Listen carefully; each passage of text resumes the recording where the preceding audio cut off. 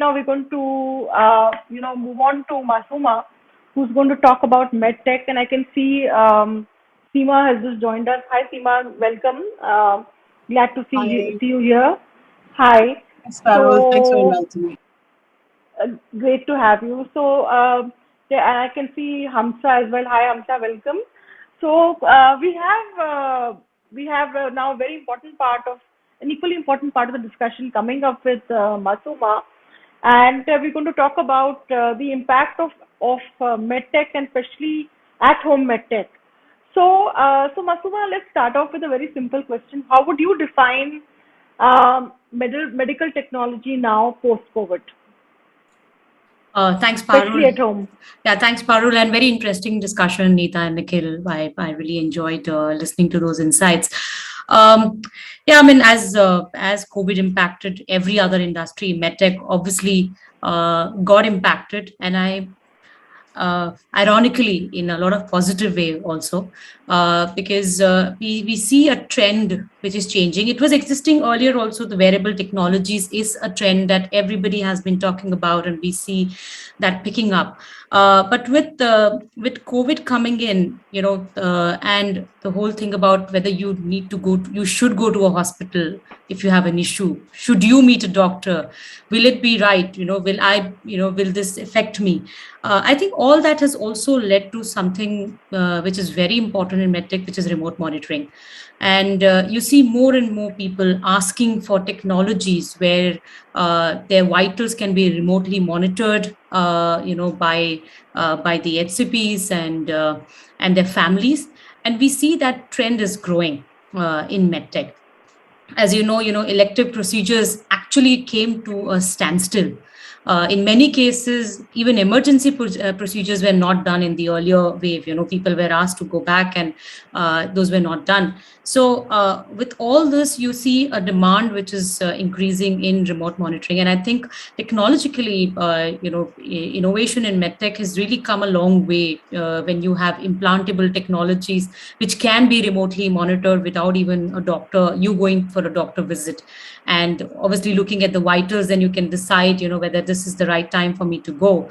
And an HCP can actually look at your vitals just on his phone, sitting in his own clinic.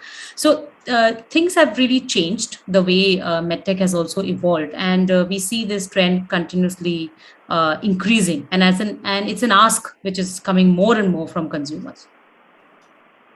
That brings me to another follow-up question of what you've said. So, what will be, the consumers asking is not the expert in medtech. They're asking from the point of view of their needs and requirements. So, how do communicators responsibly communicate information in such a situation? See, uh, you know, in such a situation, I think the biggest thing that a communicator from a medtech point of view needs to do is awareness. I think awareness still remains one of the biggest aspect of medtech. So awareness, reach, and accessibility to medical devices is the need of the hour. So from a communication perspective, we also saw a big shift, because you don't have in-person meetings happening with the HCPs, right? You can't meet them. I mean, it's a very well-known fact that when you have a product launch or something like this, you would have a conference where the doctors would come. You can't do that right now. You have to definitely move to a totally virtual platform. And similarly, we see that even our talk points, even the way that we were creating awareness about various aspects of our med devices changed. Remote monitoring did become a big topic, and awareness about remote monitoring, which basically is kind of a therapy awareness that needs to be done, that really picked up. And being in a highly regulated market, I mean, I'm sure all of us on the call know this very well, how regulated is pharma and medtech. There's a thin line that we walk, right? How much is therapy awareness and how much is promotion? So I think as communicators also we evolved, and the ask also kept changing from the side of the media and the consumers. And we've been doing a lot on talking about why is it essential that you should ensure that if you have a health issue, you don't delay it. That's one side, one awareness point of view that needed to be taken out to the mass at large, because most people said, okay, if I have a problem, let's hold on, COVID will go away and only then I'll go and meet a doctor. But actually, that has led to more strokes and more heart issues because you delay it, right? So it has taken a two-pronged approach. One is disease awareness, and the other is therapy awareness and awareness about these innovation and technologies. You mentioned, Masuma, that the ask has changed from the consumer. Can you help us understand how is this ask changing? See, obviously, it depends on how aware the consumer is, right? You have different categories. When you talk about tier 4, 5, or 3, 4, 5 cities, there obviously it's a different ball game altogether. My doctor tells me, you have a problem, you put this, you will go ahead and do that, follow the prescription, look at a med device, whatever he or she is saying, and you would just say, okay, please go ahead and implant whatever works for me. But I think you also see that the consumer is evolving. Information is available. If I can personally talk about it. When I had a personal crisis where my father had a silent attack, and it came like a blow on our face, and bang in the middle of the pandemic. If a doctor tells me you do this, I will definitely speak to two other people to ask whether it's the right thing to do, right? And also you see that a lot of people do read innovation technologies, medtech technologies. You have a lot of information available about this. I must tell you, at the end of the day, you need to trust the doctor. You will go with whatever your doctor is saying. But however, consumer is aware right now. It is available for you to read. Technologies are being spoken about. Let me talk about a simple example of an insulin pump. Type 1 diabetes, awareness about type 1 diabetes that is there now, and you have juvenile diabetes. Parents don't just pick up a pump just like that. They would actually go and ask 5 different companies of what you're offering me.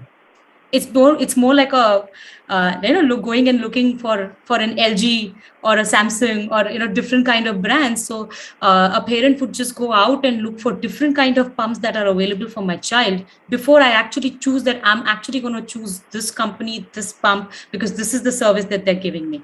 So I think consumers have also become evolving in these cities.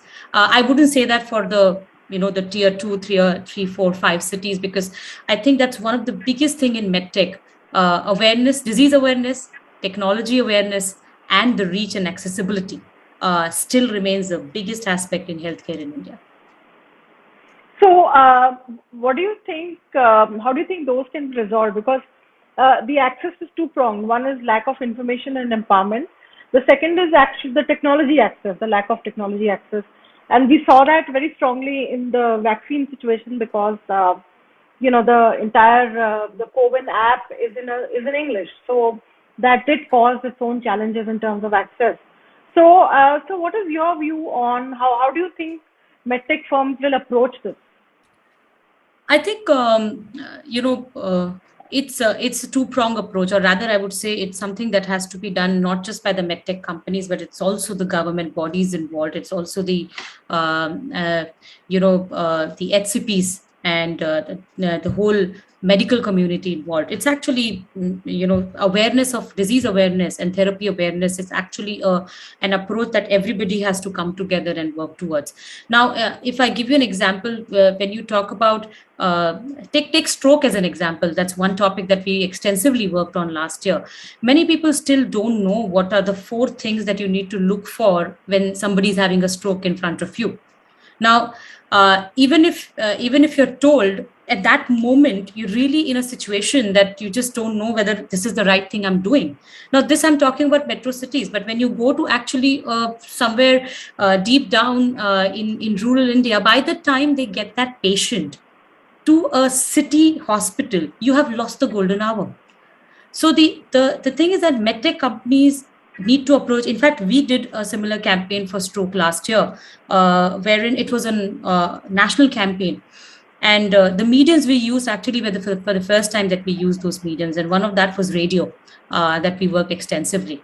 I think we really had these interviews with the RJs talking about what a stroke, what are the 4 symptoms that you need to look at, how you should know that this is the stroke hospital that I should go to if there is a stroke incidence happening. So it's not I wouldn't say it's just something can be achieved in a period of 1 month or a quarter or a year. It's a continuous awareness effort that needs to be done. And for that, it's not just medtech, but it's actually a whole ecosystem that has to come together to really create this awareness, to increase awareness of therapy and disease. And the other part is accessibility, as you rightly mentioned. If you have someone having stroke in really rural part, as I said, by the time they reach the node or a district hospital, by that time you have already lost time. In fact, with AI, nowadays you see a lot of AI and entering into this. In case of stroke, you can do that. You actually, if you have a nodal hospital which has a technology, through AI, they can pass on that information already to the hospital, which is 3 hours away. And by that time, the doctor can already guide you what you need to do. So there are technologies, but obviously the reach will only come through awareness. And I think it's a long drawn effort that everybody has to do in this healthcare ecosystem together. Masuma, as you rightly said, it's a long drawn effort. And how do you see the rise of medtech now? They're going to be self testing of COVID also. You can do. I think Abbott has launched. I'm not 100% sure, but I think Abbott has launched at home kits for quick testing, and basically tests only for antibodies. It doesn't really confirm anything else. So how do you think that will reduce the burden on the healthcare system? And I have a second part to that question. What are the implications of that for patient behavior and then the challenges of communicating for you? See, I mean, there are. I mean, Medtronic is definitely not into that space, as you're already aware, into this whole testing kit piece. Sure. But I think what is happening with these testing kits is you're actually increasing access at the end of the day. I see it as a very positive sign that you're increasing access by getting the technology and the innovation at home for people. Now, with that, when that you yourself can see that, right? If I have to do a test now because I am getting some symptoms, I can easily get a kit from one of these chemist shops close by and do the test. Now, if for that I have to go and queue up somewhere, it's definitely a burden on the system altogether, right? So that you can see that with these technology becoming coming at your doorstep or in your home, in a way reduces the burden which the healthcare system is already going through. Already our healthcare system is not really big enough to take care of the kind of population that we have in the country. Now, with these testing kits, you are actually getting access at the hands of the people, which is good in a way.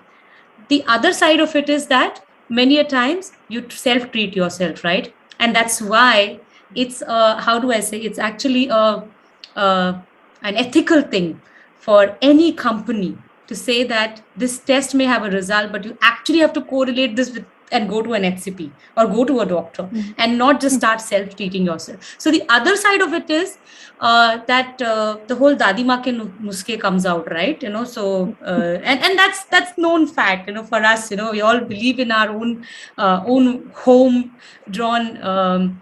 How can I, if I have a cold, I know what I have to take, so in some cases like this, the other side of it is that people say I can treat myself. So you just don't go and really look for a doctor or, find out what is wrong with me.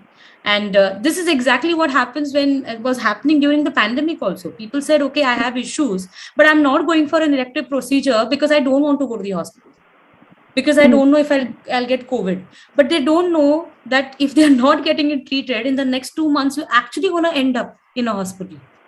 So I think it's two sides of the coin. You have technology, which is increasing accessibility. But if with that technology, if responsibility comes in, that you need to ensure that you correlate, then it works in a positive manner. But if it's the other way around, then it definitely can be a devil.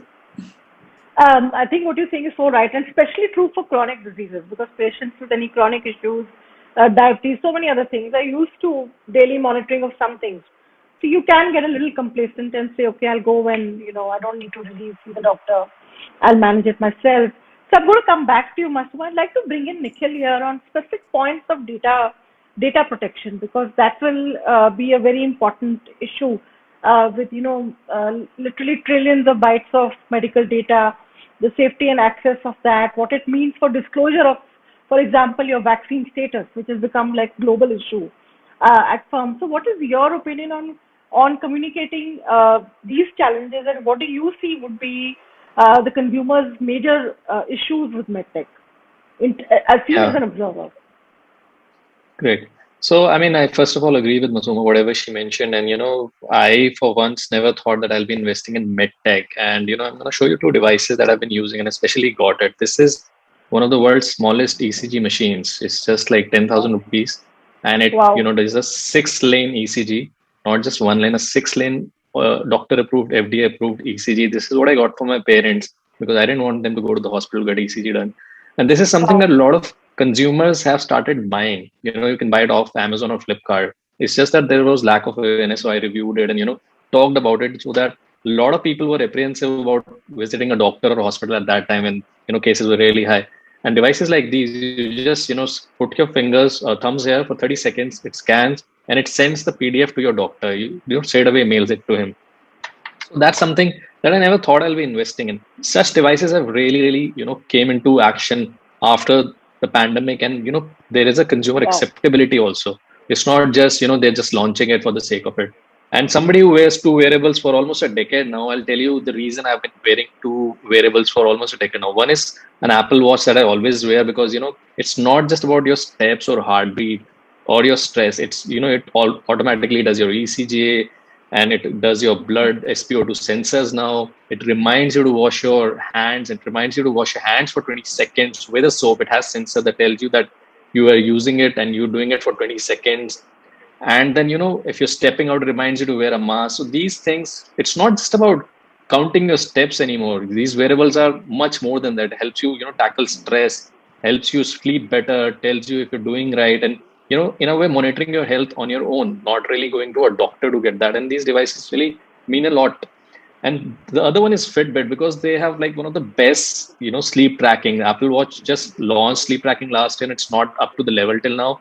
And then the community that you have in Fitbit, all the tech geeks and journalists are in Fitbit, and all my family friend circle is there. And then you were competing with each other. How many steps did you take? We were actually walking a mile or two at our homes, just trying to compete with each other during the pandemic, just like walk a mile or two inside our houses.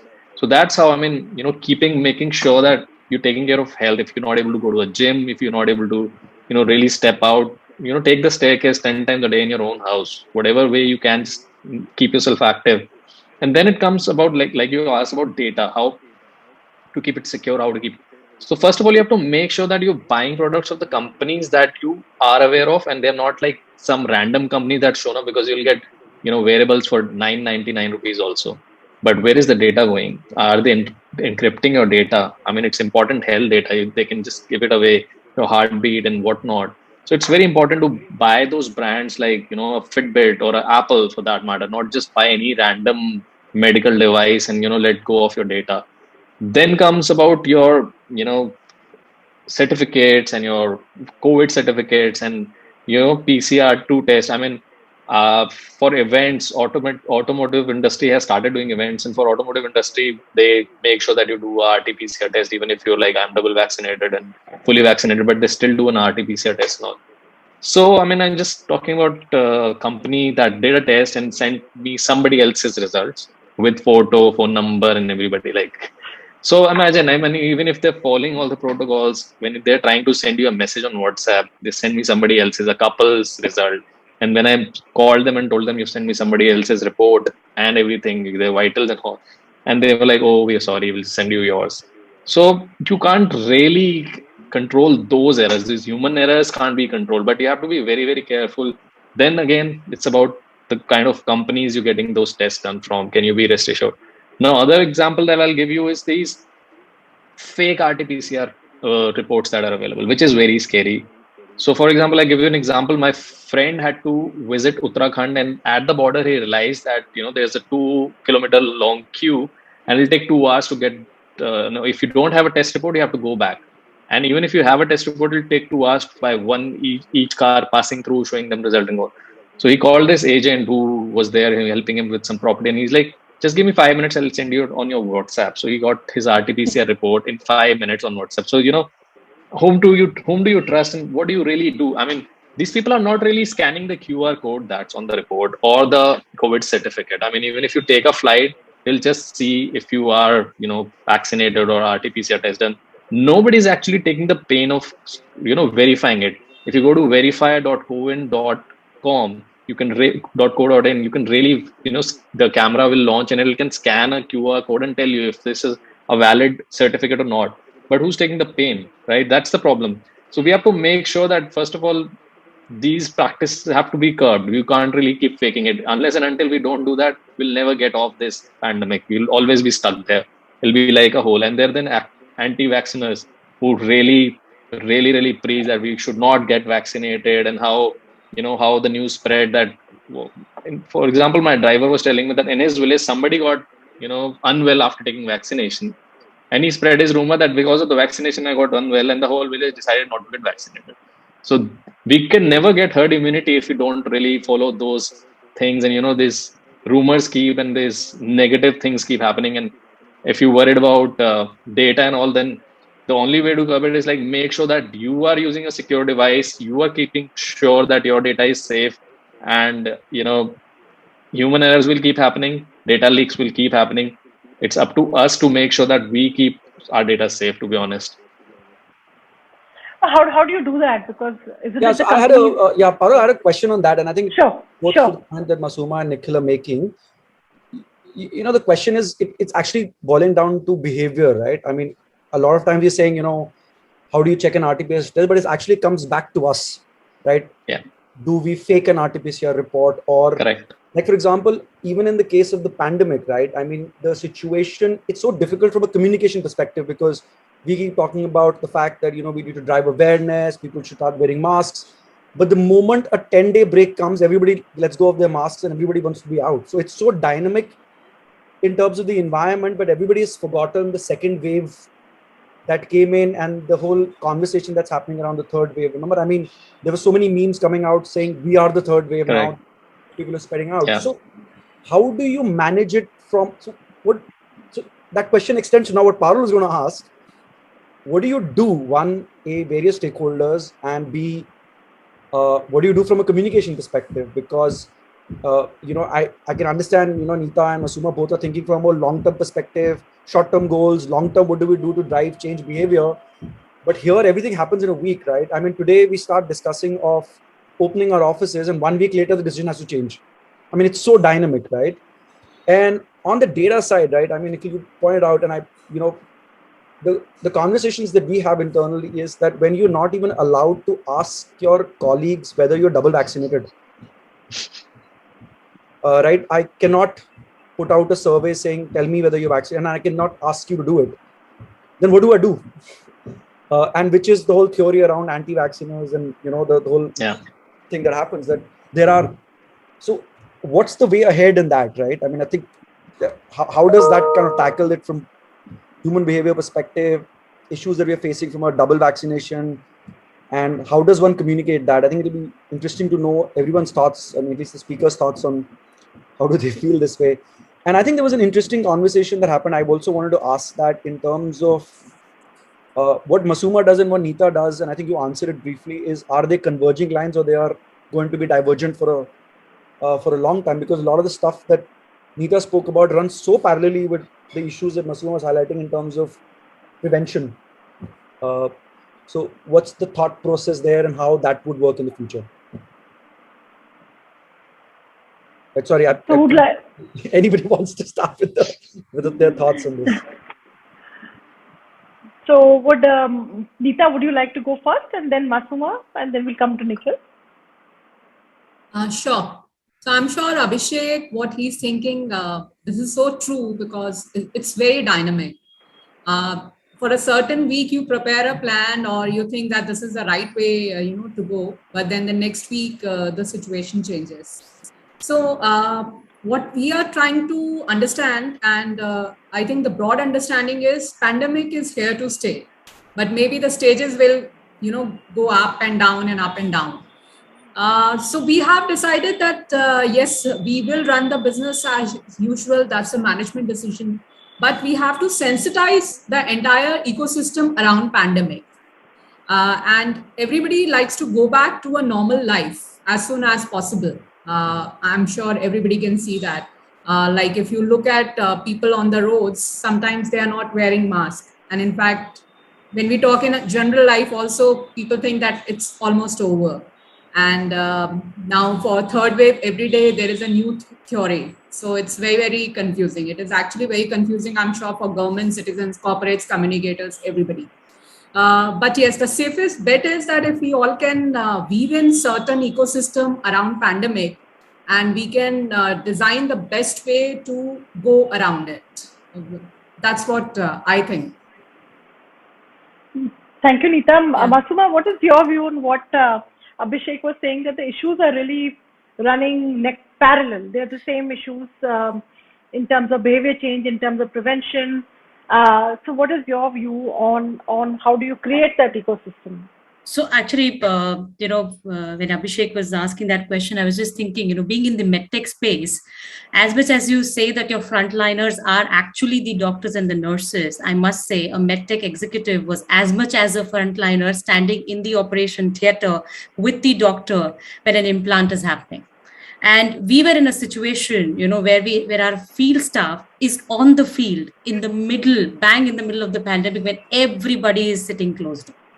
So I think, and when that happened, we had a very different situation. You forget about product launches and everything else. You have to start thinking about what is your employee feeling.